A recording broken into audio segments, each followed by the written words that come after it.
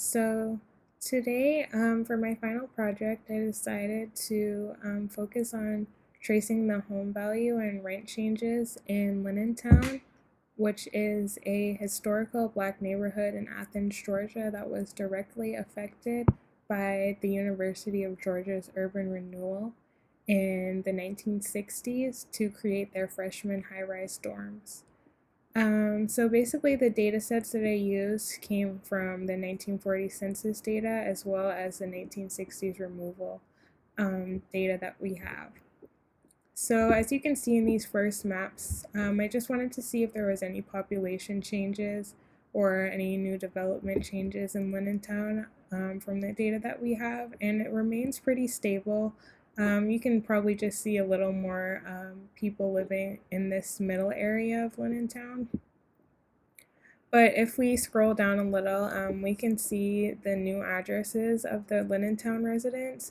And this is the original area right here where everyone was previously located. And we see sort of an outwards movement, not very close to where Town originally was. And if we look further, I did take a look into the value of the Town homes in both 1940 and the 1960s. And we see that there's about a decrease by about half of what it was originally worth in 1940, as we see the average home value here is $4,075.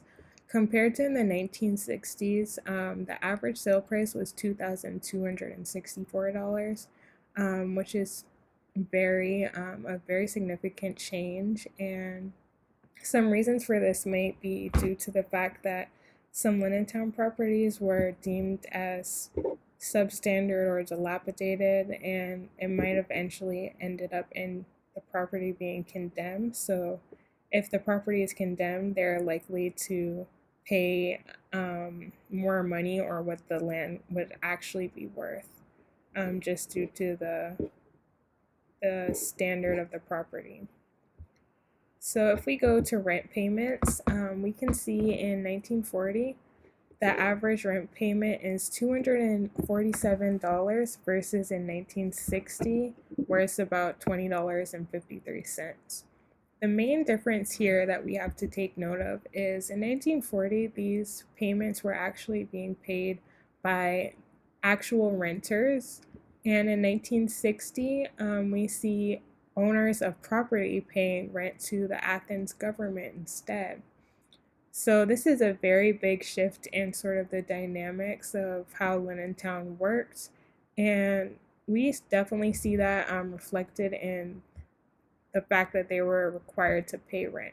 Now, even though the rent is significantly cheaper than what a renter would be paying, we do see that it's sort of strange for someone to own a property and have to pay rent even though they are about to leave the property because their land is being acquired. So just sort of to conclude this, we did find some really significant changes in home value, decreasing over time or depreciating in value. And we did see some changes in rent due to sort of a shift in dynamics of rent payments. So thank you guys for listening.